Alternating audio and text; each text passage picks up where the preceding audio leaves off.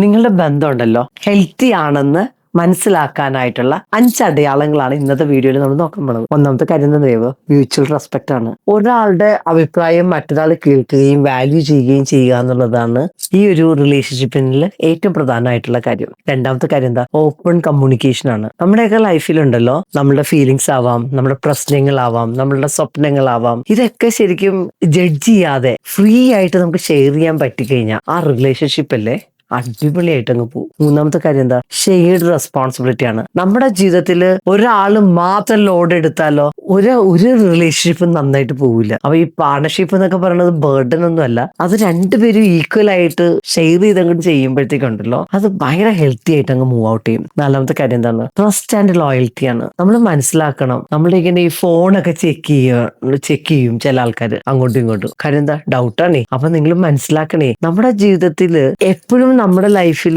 നമ്മൾക്ക് നമ്മുടെ പങ്കാളിന് വിശ്വാസം ഉണ്ടെങ്കിൽ, അവൻ നമ്മളുടെ കൂടെ ഉണ്ടെന്നുള്ളൊരു ആ ട്രസ്റ്റ് ഉണ്ടെങ്കിൽ നമ്മുടെ ലൈഫിലുണ്ടല്ലോ എപ്പോഴും സമാധാനം ഉണ്ടാവും, നമുക്ക് സന്തോഷം ഉണ്ടാവും. അഞ്ചാമത്തെ കാര്യം എന്താ? നല്ല റിലേഷൻഷിപ്പിൽ എപ്പോഴും ഫൺ ഉണ്ടാവും, എപ്പോഴും അവര് തമ്മിലൊരു ഫ്രണ്ട്ഷിപ്പ് ഉണ്ടാവും. നല്ല റിയൽ ഫ്രണ്ട്ഷിപ്പ് ഇല്ലാത്ത റെസ്പോൺസിബിലിറ്റി അല്ലെങ്കിൽ റിലേഷൻഷിപ്പ് എന്ത് സംഭവിക്കും? അതിലങ്ങ് കുറെ കാലമൊന്നും പോകാൻ പറ്റില്ല.